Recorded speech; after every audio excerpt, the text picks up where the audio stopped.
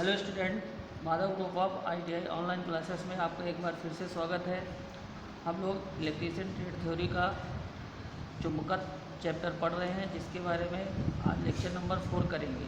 इससे पहले हम लेक्चर नंबर 1, 2 एंड 3 पूरा कर चुके हैं। आज लेक्चर नंबर 4, इसमें हम कुछ आगे जो पढ़े थे उससे आगे का अध्ययन करेंगे। तो आज हम देखते हैं कि हमने जितना भी पढ़ चुके हैं अभी लेक्चर नंबर 1, 2 और 3 में जितने भी चुंबकीय परिपथ के शब्द या कुछ प्रॉपर्टी हमने पढ़ी है, उनकी तुलना हम विद्युतीय परिपथ से करेंगे, क्योंकि इससे पहले हम विद्युतीय परिपथ के बारे में पढ़ चुके हैं। चुंबकीय परिपथ के 3 लेक्चर पढ़ चुके हैं। इनमें से अब चुंबकीय परिपथ और विद्युतीय परिपथ की आपस में हम तुलना करेंगे। तो जब तुलना करते हैं तो हम देखते हैं कि जैसे हमको विद्युतीय परिपथ में धारा मिलती थी, इधर हम ले लेते हैं अपना चुंबकीय परिपथ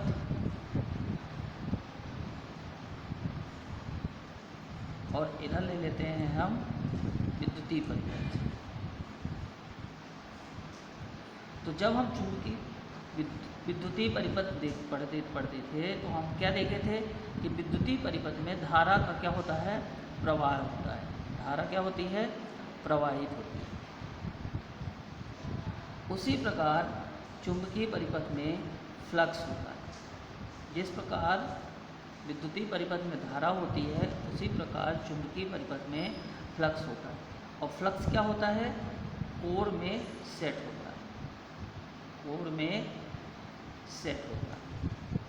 एक चीज़ तो हमने ये देखा कि विद्युतीय परिपथ में धारा और चुंबकीय परिपथ में फ्लक्स। फिर दूसरा जो देखते हैं,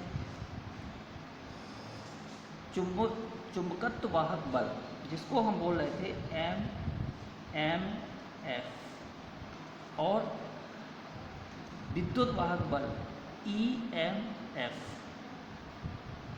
तो विद्युतीय परिपथ में जो काम EMF का होता है, चुंबकीय परिपथ में वही काम MF का होता है। क्या काम होता है, विद्युतीय परिपथ में EMF इलेक्ट्रोमोटिव फोर्स क्या करता है, इलेक्ट्रॉन को प्रवाहित कराने में मदद करता है, यानी धारा के प्रवाह में मदद करता है। इस EMF की वजह से किसी विद्युतीय परिपथ में धारा प्रवाहित होती है। उसी प्रकार किसी चुंबकीय परिपथ के कोर में फ्लक्स को सेट कराने के लिए जो बल लगाया जाता है, जिस बल की आवश्यकता पड़ती है, उसे हम क्या बोलते हैं, चुंबकत्व वाहक बल। ठीक। अब इसके बाद तीसरा है हमारा, जैसे हम विद्युतीय परिपथ में प्रतिरोध देखते हैं। क्या होता है काम प्रतिरोध का, कि किसी विद्युतीय परिपथ में धारा प्रवाह के मार्ग में अवरोध उत्पन्न करने का गुण होता है प्रतिरोध। उसी प्रकार किसी चुंबकीय परिपथ में फ्लक्स के सेट होने का विरोध करने वाला गुण क्या कहलाता है, हमारा रिलेक्टेंस। तो जिस प्रकार विद्युतीय परिपथ में प्रतिरोध होता है, उसी प्रकार चुंबकीय परिपथ में रिलेक्टेंस होता है। ठीक, ये 3 टर्म्स हुए। इसके बाद हमारा जो होता है चौथा टर्म्स क्या होता है, विद्युतीय परिपथ में चालकता होती है। चालकता क्या होती है कि प्रतिरोध का जस्ट उल्टा होता है। यानी यदि प्रतिरोध धारा प्रवाह में अवरोध उत्पन्न कर रहा, तो चालकता क्या करेगी, धारा को प्रवाह कराने में मदद करेगी, यानी सुगमता प्रदान करेगी। तो जिस प्रकार ये चालकता किसी विद्युतीय परिपथ में धारा प्रवाह में सुगमता प्रदान करती है, उसी प्रकार ये चुंबकशीलता कहलाती है। क्या होती है, चुंबकशीलता, जिसको इंग्लिश में बोलते हैं परमेबिलिटी।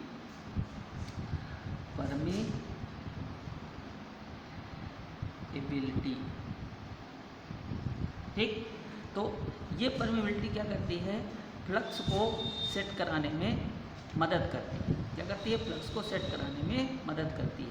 यानी हम कह सकते हैं कि यदि हम किसी चुंबकीय परिपथ है, उसमें हम फ्लक्स सेट कराना चाहते हैं, तो हम ये कहेंगे कि जो उसकी कोर होनी चाहिए वो हाई परमेबिलिटी की होनी चाहिए। इसकी होनी चाहिए वो हाई परमेबिलिटी की होनी चाहिए। यदि कोर हमारी हाई परमेबिलिटी की है तो उसमें जो फ्लक्स सेटअप होगा वो ज़्यादा से ज़्यादा होगा। ठीक है, एक चीज़ ध्यान रखिए, धारा हमेशा प्रवाहित होती है और फ्लक्स हमेशा सेट होता है, फ्लक्स में प्रवाह नहीं होता। आगे चलें तो हम एक परिपथ देख लेते हैं कि हमारा जो एक विद्युतीय परिपथ होता है, तो विद्युतीय परिपथ में क्या होगा, एक सोर्स होगा, ईएमएफ बैटरी होगी और जो वायर होगी, कनेक्टिंग वायर होगी, तो उसका प्रतिरोध होगा और उसमें धारा प्रवाहित होगी। तो कुछ इस तरह का आपका विद्युतीय परिपथ होता है। इसी की तरह आप एक चुंबकीय परिपथ बना सकते हैं। तो चुंबकीय परिपथ में क्या लेंगे, एक कोर लेंगे। इस कोर में हम क्या करेंगे, एक बाइंडिंग करेंगे और बाइंडिंग करने के बाद यहाँ से हम कोई फोर्स अप्लाई करेंगे, फोर्स यानी एमएमएफ को अप्लाई करेंगे। ठीक, इस एमएमएफ की वजह से यहाँ पे धारा प्रवाहित होगी और इस धारा के कारण इस कोर में एक क्या होगा, फ्लक्स सेट होगा।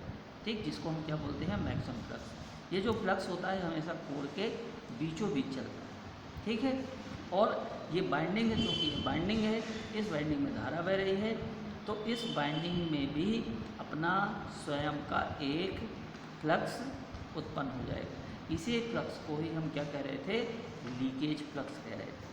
ठीक है, तो चूँकि ये हमारे किसी काम का तो होता नहीं है, हमारे काम का फ्लक्स कौन सा है, ये जो कोर में सेट हो रहा है। ठीक है, इस तरह से आपका एक चुंबकीय परिपथ होता है और ये विद्युतीय परिपथ होता है। तो हमने क्या देखा, चुंबकीय परिपथ और विद्युतीय परिपथ की आपस में तुलना। एक चीज़ और देख लेते हैं, ओम का नियम। यहाँ पे ओम्स लॉ, विद्युतीय परिपथ के लिए ओम्स लॉ क्या होता है, हम क्या कहते हैं, I बराबर EMF बटे R। ये होता है हमारा विद्युतीय परिपथ के लिए। तो अगर इसी को हम चुंबकीय परिपथ में के लिए लिखें, तो चुंबकीय परिपथ के लिए ओम्स लॉ कैसे लिखेंगे, I किसके बराबर है, I किसके तुल्य होता है, फ्लक्स के। तो यहाँ पे हम लिखेंगे फ्लक्स फाई, फिर EMF किसके तुल्य होता है हमारा, MMF की। तो यहाँ लिखेंगे MMF, और ये R किसके तुल्य होता है, R यानी प्रतिरोध, तो ये S रिलैक्टेंस, इसको क्या बोलते हैं, रिलैक्टेंस। तो ये हमारा हो जाता है। तो किसी भी चुंबकीय परिपथ के लिए ओम्स लॉ क्या बनेगा हमारा, फाई बराबर MMF बटे S, यानी MF चुंबकत्व वाहक बल बटे रिलैक्टेंस।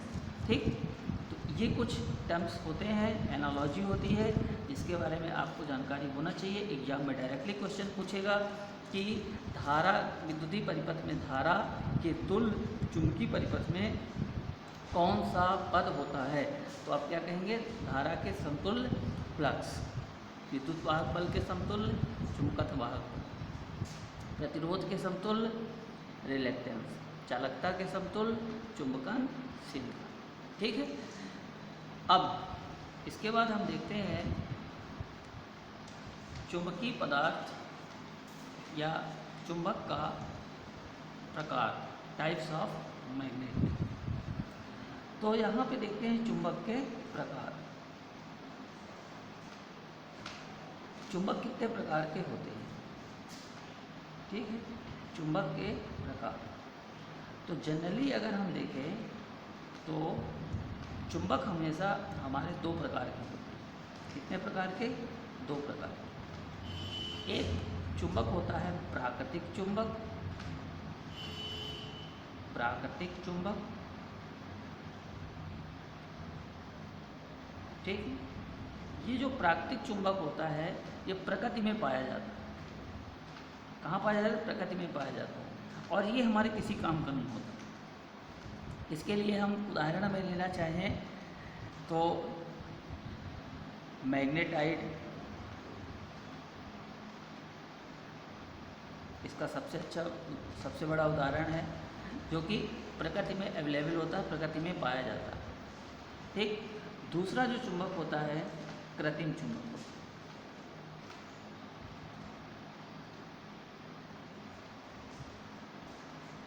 कृत्रिम चुंबक, तो कृत्रिम चुंबक क्या होता है, जिसको हम कृत्रिम रूप से बनाते हैं, वो हमारा क्या है, कृत्रिम चुंबक। अब कृत्रिम चुंबक भी हमारे लिए दो तरह के होते हैं। एक होता है स्थायी चुंबक और एक होता है अस्थायी चुंबक। तो हमारे लिए जो ज़्यादा इम्पोर्टेंट है, जिसका हम उपयोग करेंगे, वो करेंगे अस्थायी कृत्रिम चुंबक। तो स्थायी चुंबक क्या होते हैं, स्थायी कृत्रिम चुंबक, कि जब हम इन्हें कृत्रिम विधियों द्वारा चुंबक बनाते हैं तो जिन पदार्थों में ये चुंबक के गुण हमेशा के लिए आ जाते हैं, मतलब वो कभी ख़त्म नहीं होते, उन्हें हम क्या कहते हैं, स्थायी चुंबक कहते हैं। और जैसे इसका सबसे अच्छा उदाहरण होता है स्थायी चुंबक का एल्युमिनियम, निकिल, कोबाल्ट, या इसी को अगर हम इकट्ठा लिखना चाहें तो क्या पढ़ते हैं, एल निकिल। ये कृत्रिम चुंबक का हमारा कृत्रिम स्थायी चुंबक का उदाहरण होता है। यानी कृत्रिम विधियों द्वारा हम ऐसे चुंबक बनाए कि उसमें चुंबक के गुण हमेशा के लिए आ गए, अब वो कभी ख़त्म नहीं होने वाले, उन्हें हम क्या कहेंगे, स्थायी चुंबक। फिर दूसरे जो होते हैं अस्थायी चुंबक। अस्थायी चुंबक वो होते हैं जो अस्थायी रूप से जिनमें चुंबकत्व के गुण आते हैं, अस्थायी रूप से चुंबकत्व के गुण आते हैं। और हमारे इलेक्ट्रिकल के लिए सबसे ज़्यादा उपयोग होने वाले चुंबक यही होते हैं। कैसे होते हैं अस्थायी चुंबक, इसमें जैसे हमने कोई कोर ली, ठीक, और इसमें हमने क्या किया, बाइंडिंग की। बाइंडिंग करने के बाद जब हम इसमें धारा प्रवाहित करते हैं तो इस धारा के प्रवाह से ये जो कोर होता है क्या हो जाता है, चुंबकित हो जाता है। क्या होता है, ये चुंबकित हो जाता है। जब इसमें धारा का प्रवाह होता है तो इस धारा प्रवाह के कारण ये क्या होता है, चुंबकित हो जाता है। ठीक, जैसे आप यहाँ से धारा प्रवाह करना बंद कर देंगे तो ये अपनी पुरानी स्थिति में आ जाए, वापिस आ जाता है। ठीक है, इसलिए इसे हम क्या कहते हैं, अस्थायी चुंबक। और इन चुंबक का नाम होता है विद्युत चुंबक। विद्युत चुंबक। तो आपके ट्रांसफार्मर, मोटर, जनरेटर में यही विद्युत चुंबक उपयोग होता है। ठीक है, ये होते हैं चुंबक के प्रकार। अब आते हैं हम स्थायी चुंबक में। स्थायी चुंबक को हम अपने सुविधा की दृष्टि से और कई प्रकार से बांट सकते हैं। देख लेते हैं कि किन किन प्रकार से बांट सकते हैं। तो यहाँ पे स्थायी चुंबक के प्रकार देखते हैं। स्थायी चुंबक के प्रकार ज़्यादा डिटेल में आपको नहीं पढ़ना है, आपको अपने ITI लेवल के हिसाब से पढ़ना है। जितना बताया जा रहा है बस उतना ध्यान रखिए, ज़्यादा आपको हाई लेवल में नहीं जाना। तो स्थायी चुंबक के प्रकार में एक तो हमारा होता है, जनरली हम देखते हैं जो होता है हमारा बार चुंबक।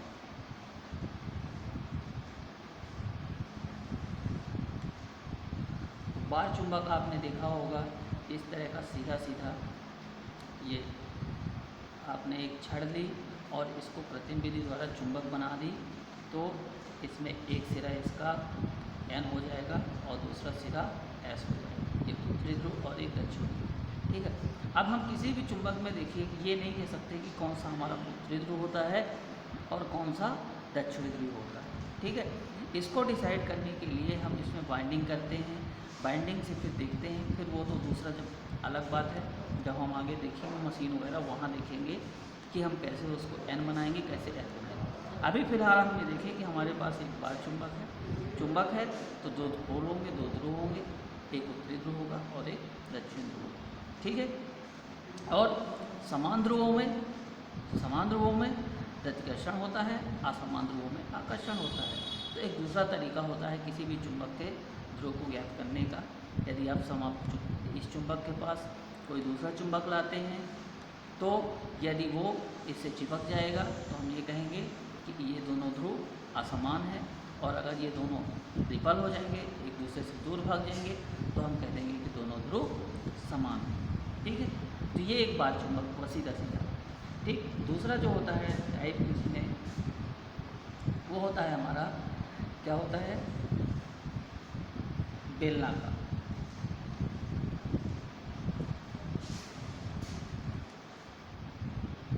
तो बेलनाकार क्या होता है, बेलना यानी सिलेंडर।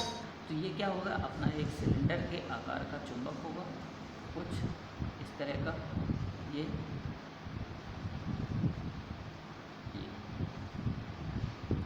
तो इसमें एक ध्रुव आपका क्या बनेगा, N बनेगा, और दूसरा ध्रुव S बनेगा। ठीक, तो ये एक चुंबक हुआ, टाइप है चुंबक का, बाकी काम तो एक ही है। तीसरा जो होगा हमारे पास रिंग, रिंग चुंबक, रिंग यानी छल्ला।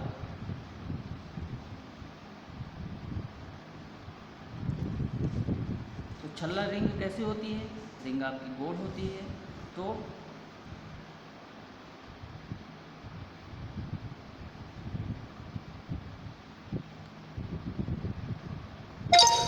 कुछ इस तरह से आपका रिंग बनेगा।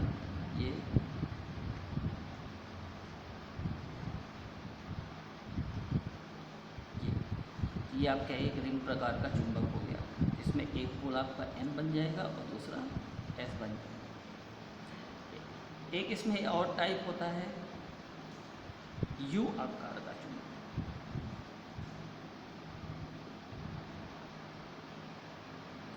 U आकार का कैसा है, तो जब नाम से ही बता रहा है U, तो U आकार का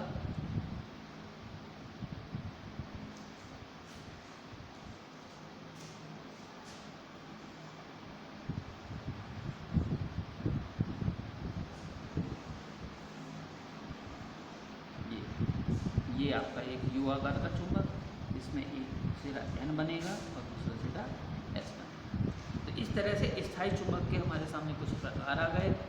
बार चुंबक सीधा सीधा, बेलनाकार चुंबक सिलेंडर की तरह, रिंग चुंबक एक छल्ले की तरह, और U आकार का चुंबक। तो ये हुए हमारे क्या, स्थायी चुंबक के प्रकार। अब इसके बाद हम अगला टॉपिक देखते हैं, चुंबकीय पदार्थ, मैग्नेटिक मटेरियल। कुछ हमें जो है तो चुंबकीय पदार्थों को हम कुछ टाइप में क्या किए, डिवाइड किए। अब जो डिवाइड किए तो किस में किए, हमारे लिए ये तीन इम्पॉर्टेंट होते हैं। एक कौन कौन सा, एक हमारा लिए होता है फेरोमैग्नेटिक, फेरोमैग्नेटिक यानी लौह चुंबकीय पदार्थ। दूसरा जो होता है पैरामैग्नेटिक, पैरामैग्नेटिक यानी अनुचुंबकीय पदार्थ।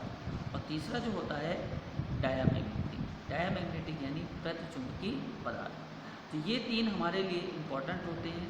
इसके सापेक्ष में इनके आधार पर दो हम और बना देते हैं। कौन कौन से, एंटी फेरोमैग्नेटिक और फेरीमैग्नेटिक। ठीक है, तो इस तरह से कुल हमारे पास कितने हो जाते हैं, 5 हो जाते हैं। अब हम एक एक करके इनको देखते हैं। तो सबसे पहला हमारे पास आता है फेरोमैग्नेटिक। फेरोमैग्नेटिक मटेरियल क्या होते हैं, फेरोमैग्नेटिक, फर्स्ट नंबर हमारे पास क्या आता है, फेरोमैग्नेटिक।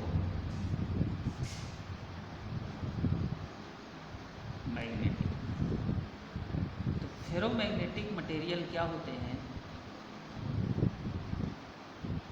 आपको मैंने फर्स्ट दिन जिस दिन मैंने इसका इंट्रोडक्शन बताया था, तो आपको क्या कहा था, किसी भी पदार्थ के में जो अणु होते हैं वो क्या होते हैं, अस्त व्यस्त अवस्था में रहते हैं। क्या रहते हैं, अस्त व्यस्त अवस्था में रहते हैं।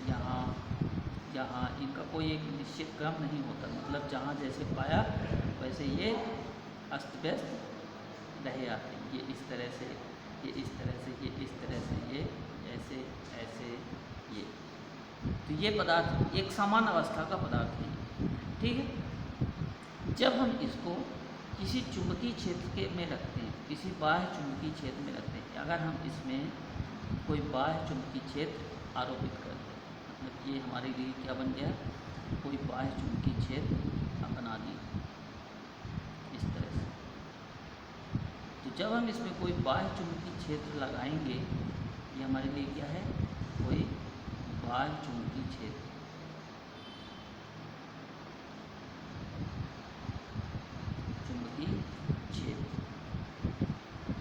ठीक, तो जब हम इस तरह के मटेरियल को, फेरोमैग्नेटिक मटेरियल को किसी बाह्य चुंबकीय क्षेत्र में रखते हैं, तो ये जो पार्टिकल्स हैं, इसके अंदर के पार्टिकल अस्त व्यस्त अवस्था में तितर बितर हैं, ये बहुत तेज़ी से चुंबकीय क्षेत्र की दिशा में व्यवस्थित हो जाते हैं। मतलब बहुत तेज़ी से कहाँ पे, चुंबकीय क्षेत्र की दिशा में व्यवस्थित हो जाते हैं।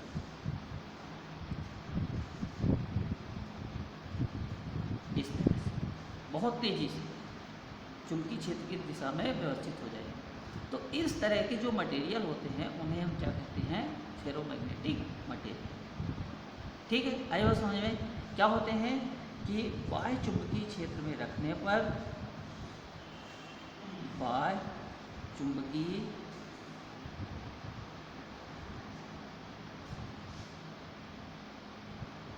क्षेत्र में रखने पर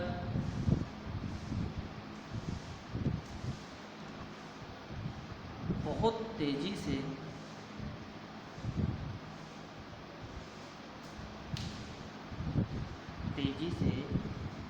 चुंबकीय क्षेत्र की दिशा में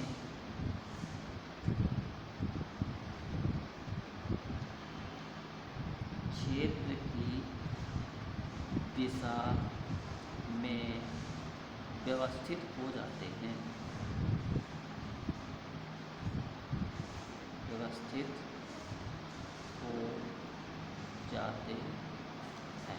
ठीक है, अब जब इन तेज़ी से व्यवस्थित हो रहे हैं तो हमने क्या कहा था कि किसी भी कोर में फ्लक्स को सेट कराने के लिए उसकी क्या होनी चाहिए, परमेबिलिटी को हाई होना चाहिए। तो जब तेज़ी से व्यवस्थित हो रहे हैं मतलब इस तरह के पार्टिकल्स की जो परमेबिलिटी होगी वो क्या होगी, बहुत ज़्यादा होगी। तो यहाँ कह सकते हैं कि इन पदार्थों की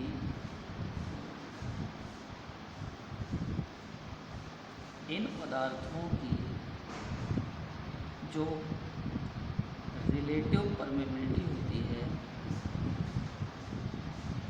रिलेटिव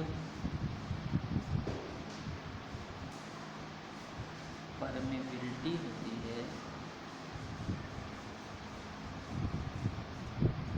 यानी हिंदी में कह सकते हो सापेक्ष चुंबकशीलता।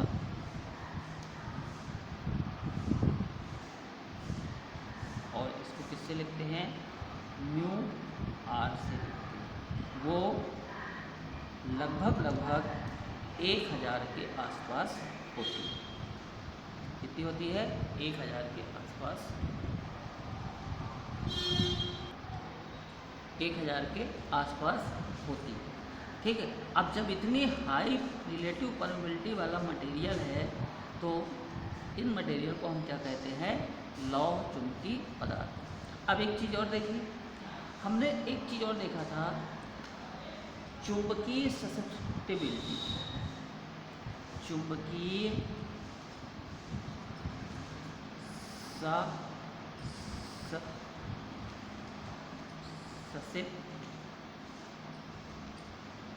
ससेप्टिबिलिटी।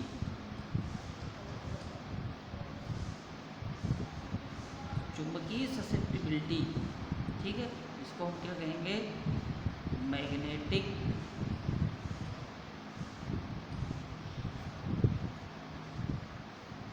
ससेप्टिबिलिटी। ठीक, तो मैग्नेटिक ससेप्टिबिलिटी क्या थी हमारी, इसको हम लिखते हैं जाइएम से, और ये क्या होता है, mu R minus 1, mu R minus 1। तो यहाँ पे हम ये देखें कि भाई इस पदार्थ की रिलेटिव परमेबिलिटी कितनी है, 1000। 1000 में अगर हम ये घटाएंगे तो मैग्नेटिक ससेप्टिबिलिटी क्या मिलेगी हमको, लगभग धनात्मक मिलेगी। क्या मिलेगी? धनात्मक। तो हम कह सकते हैं कि इन पदार्थों की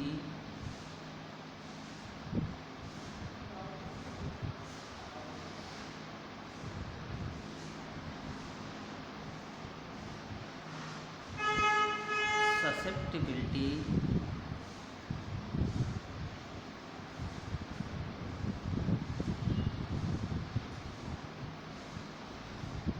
हमेशा धनात्मक होती है।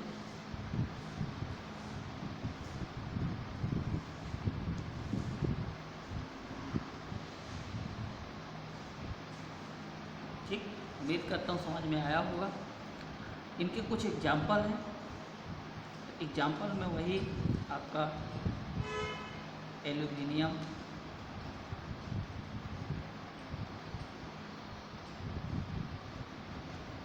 Nickel, cobalt.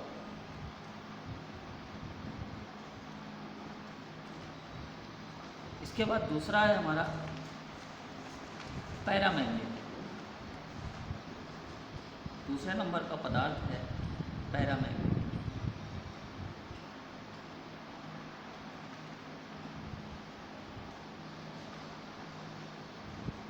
पैरामैग्नेटिक यानी अनुचुंबकीय।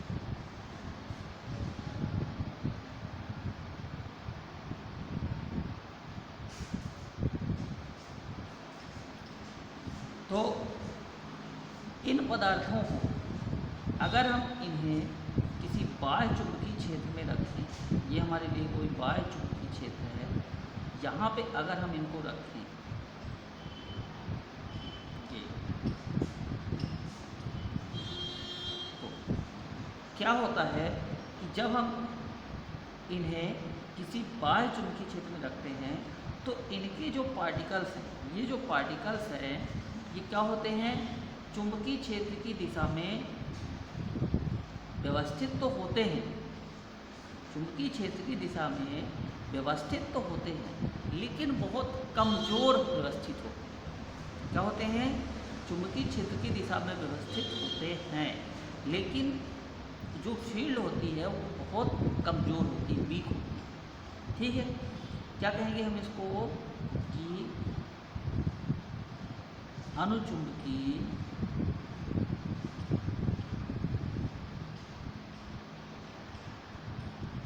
पदार्थों को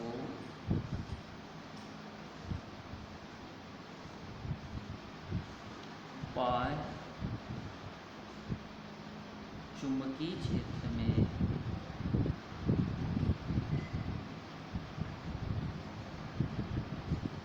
रखने पर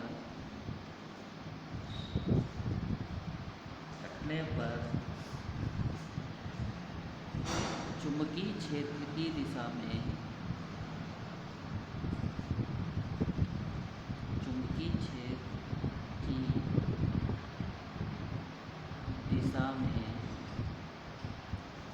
कमज़ोर तरीके से या कमज़ोर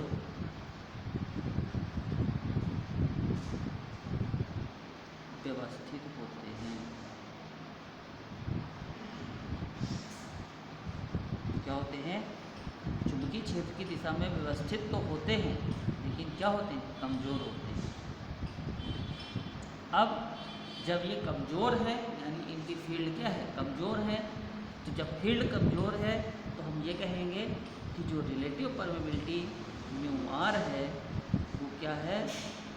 ग्रेटर देन 1 है। क्या है? ग्रेटर देन 1 है। ठीक है, स्लाइटली ग्रेटर देन मतलब एक से थोड़ा ज़्यादा, ज़्यादा नहीं, एक से थोड़ा ज़्यादा। क्या होगी ये? हमारी रिलेटिव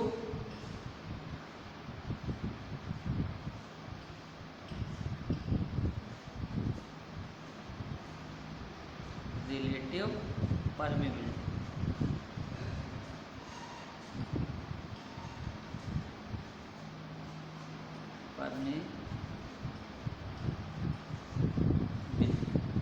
ठीक है, तो एक से ज़्यादा, इसमें बहुत ज़्यादा है 1000 के पास, इसमें एक से थोड़ा ज़्यादा। अब जब ये रिलेटिव परमेबिलिटी एक से ज़्यादा है तो जो अपनी ससेप्टिबिलिटी है वो क्या होती है, म्यू आर माइनस वन। अब म्यू आर माइनस वन यानी अगर इसमें एक से थोड़ा ज़्यादा का अगर आप यानी समथिंग कहें कि ये हम अगर एग्जाम्पल के तौर पे यहाँ पे देखें तो एक से थोड़ा ज़्यादा हम ले लेते हैं, मान लीजिए 1.5, म्यू आर को ले लिया 1.5, तो इसके सापेक्ष में एक्सएम क्या होगा, -1 यानी 0.5। तो ये कह सकते हैं कि ससेप्टिबिलिटी 0.5 यानी जो भी ये मान आएगा, ये मान क्या आएगा आपका, धनात्मक। क्या आएगा, धनात्मक। लेकिन कितना कम, इसमें क्या था कि धनात्मक आ रहा था लेकिन बहुत ज़्यादा पॉजिटिव था, बहुत ज़्यादा धनात्मक था। क्यों, क्योंकि अगर आप यहाँ पे देखें 1000 से 1 हो जाए कितना, 999, मतलब धनात्मक था लेकिन बहुत ज़्यादा था। यहाँ पे ये धनात्मक तो है लेकिन कम, ठीक है।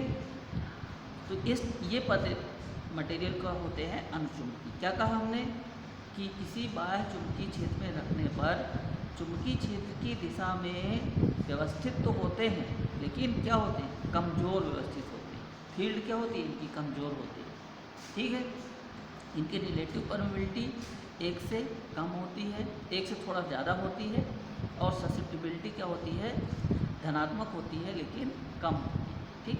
अगर आप इनके एग्जाम्पल लिखना चाहें तो एग्जाम्पल इनका क्या क्या हो जा सकता है, कॉपर यानी कॉपर, मैग्नीज, कॉपर, मैग्नीज, और एक दो एग्जाम्पल होते हैं प्लेटिनम,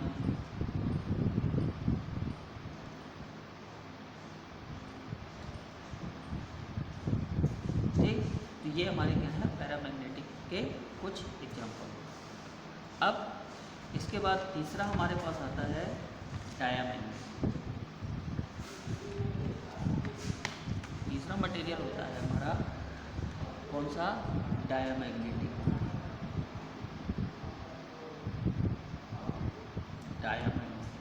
डायामैग्नेटिक यानी प्रति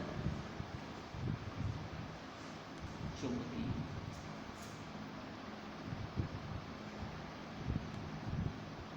प्रतिचुंबकीय।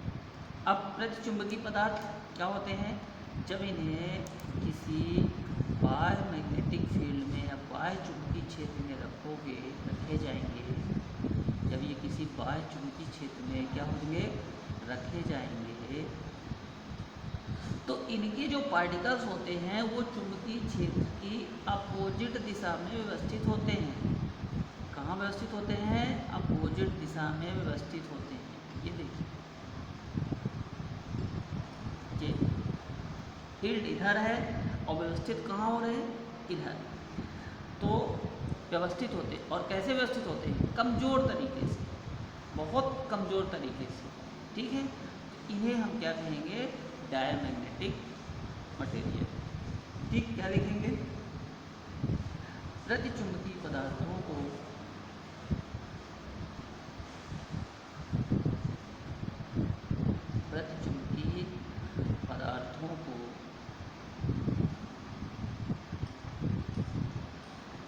बाह्य चुंबकीय क्षेत्र में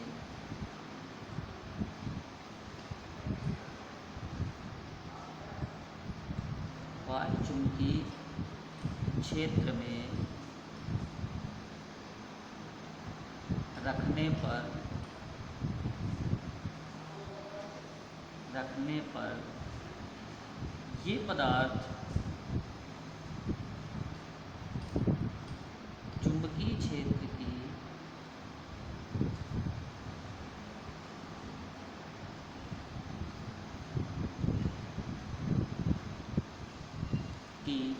विपरीत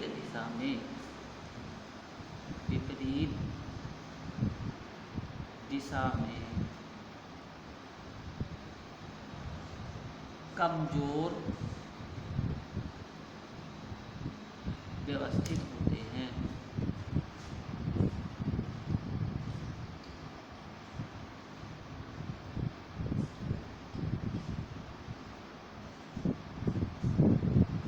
क्या कहा? चुंबकीय क्षेत्र में रखेंगे, अगर हम बाह्य चुंबकीय क्षेत्र में रखेंगे तो इनके पार्टिकल्स चुंबकीय क्षेत्र की विपरीत दिशा में कमज़ोर व्यवस्थित होंगे। अब जब ये कमज़ोर व्यवस्थित हो रहे हैं तो इनकी क्या होगी भाई, रिलेटिव परमेबिलिटी भी कमज़ोर होगी। जब व्यवस्थित कमज़ोर व्यवस्थित होते हैं तो रिलेटिव परमेबिलिटी, तो इनकी जो रिलेटिव परमेबिलिटी होती है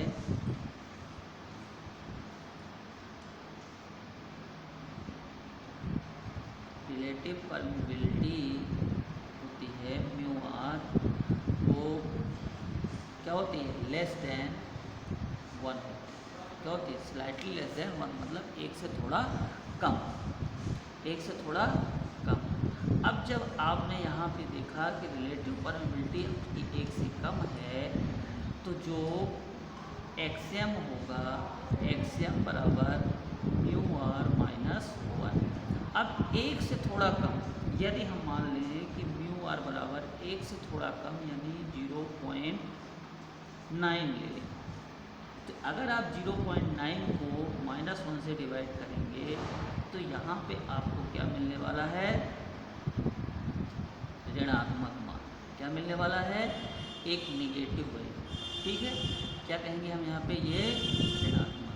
तो हम यहाँ पे एनालिसिस में देखते हैं कि डायामैग्नेटिक यानी प्रतिचुंबकीय पदार्थ के लिए जो ससेप्टिबिलिटी होती है वो क्या मिलेगी, हमेशा ऋणात्मक मिलेगी।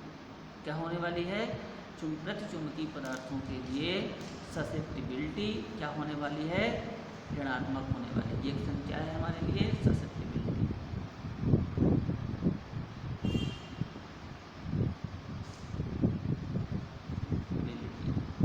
ठीक है, तो ससेप्टिबिलिटी क्या होगी, ऋणात्मक होगी। क्लियर है? अब इनके कुछ एग्जाम्पल होंगे। एग्जाम्पल के तौर पे हम क्या ले लेते हैं, एग्जाम्पल में हम ससेप्टिबिलिटी में ले लेते हैं पीतल, एंटीमनी, बिस्मिथ, इस तरह के जो मटेरियल होंगे वो सब क्या होंगे, प्रतिचुंबकीय होंगे। पीतल, एंटीमनी,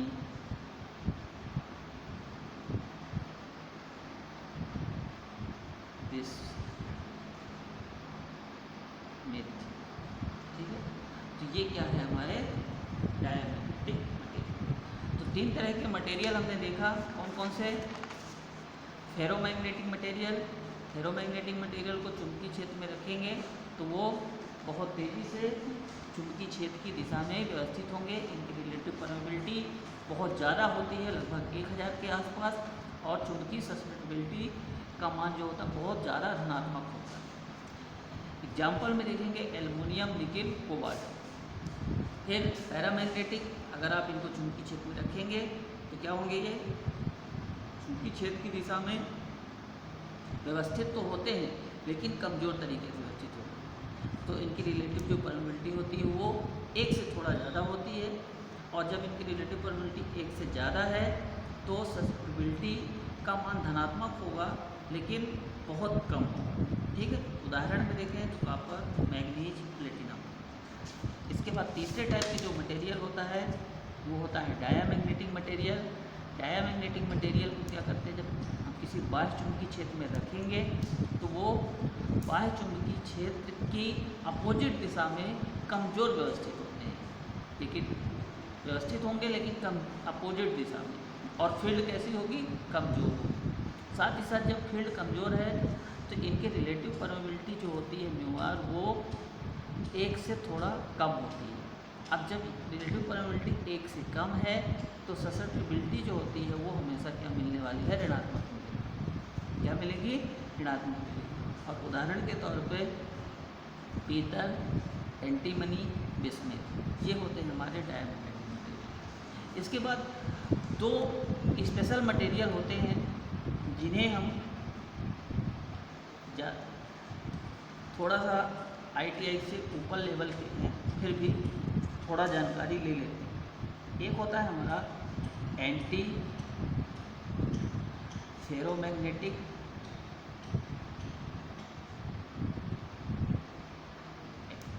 एंटी फेरोमैग्नेटिक मटेरियल क्या होता है कि जब हम इन्हें किसी चुंबकीय क्षेत्र में रखते हैं, क्या करते हैं, चुंबकीय बाह्य चुंबकीय क्षेत्र में रखते हैं। यहाँ से हम इनमें रखा, यहाँ से हमने कोई यहाँ पे एक बाह्य चुंबकीय क्षेत्र को आरोपित किया।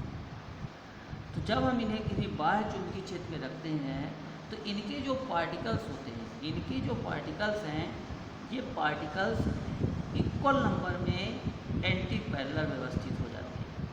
क्या होते हैं, इक्वल नंबर में एंटी पैरेलल व्यवस्थित होते हैं। एंटी पैरेलल मतलब ये एक इस दिशा में तो एक इस दिशा में, एक इस दिशा में तो एक इस दिशा में, फिर एक इस दिशा में एक इस दिशा में, एक यहाँ एक यहाँ तो एक यहाँ। क्या है, इक्वल नंबर, मतलब जितने पार्टिकल्स इस दिशा में होंगे उतने ही पार्टिकल्स इस दिशा में। इसलिए इन्हें क्या कहते हैं हम, anti parallel anti ferromagnetic material. क्या कहेंगे कि इनके अणु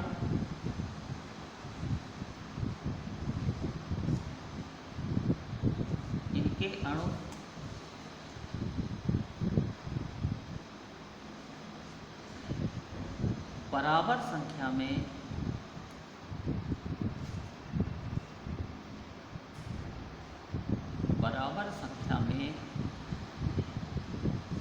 एंटी पैरेलल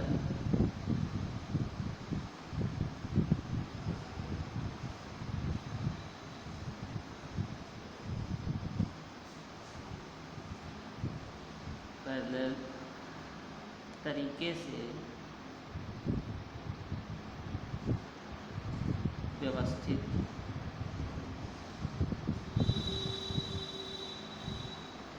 होते हैं।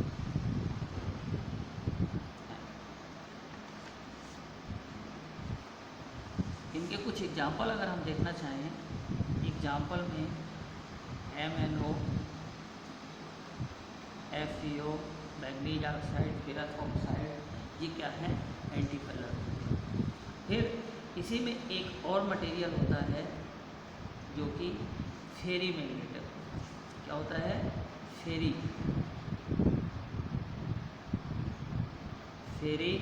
मैग्नेटिक। फेरी मैग्नेटिक मटेरियल क्या है, जब हम इन्हें किसी बाह्य चुंबकीय क्षेत्र में रखेंगे, बाह्य चुंबकीय क्षेत्र में रखेंगे, यहाँ से हम अगर कोई चुंबकीय क्षेत्र आरोपित करें इस तरह से, तो जब हम इन्हें किसी बाह्य चुंबकीय क्षेत्र में रखते हैं तो इनके पार्टिकल्स अनइक्वल नंबर में एंटी पैरेलल व्यवस्थित होते हैं, मतलब संख्या कोई निश्चित नहीं होती। इस तरह से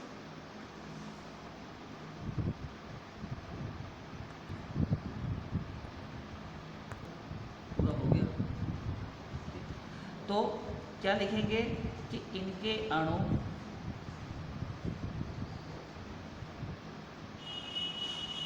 असमान संख्या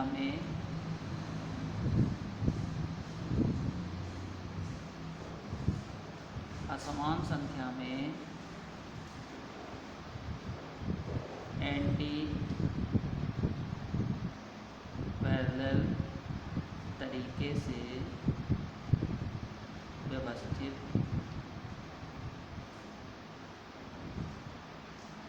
होते हैं। ठीक, ये हुआ। इसी में एक शब्द आता है हमारा क्यूरी टेम्परेचर। क्या होता है, क्यूरी तापमान। छोटे छोटे से शब्द हैं, भूल फिर रह जाएंगे।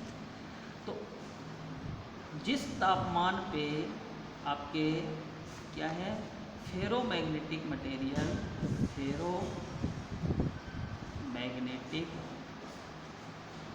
मटेरियल क्या होते हैं, पैरा में कन्वर्ट हो जाते हैं, पैरामैग्नेटिक में बदल जाते हैं।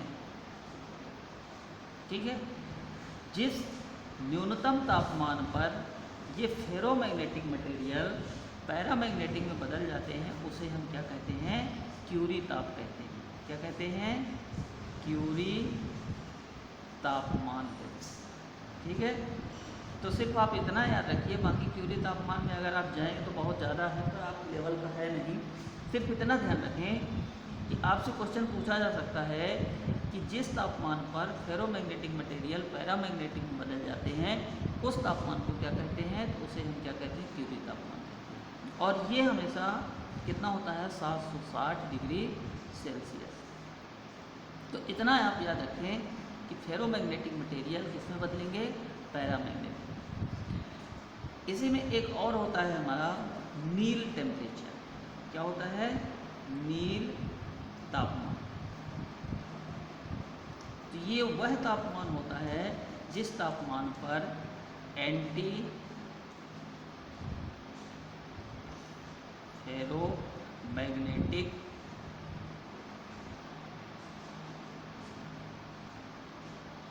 इसमें पैरामैग्नेटिक में बदलते हैं।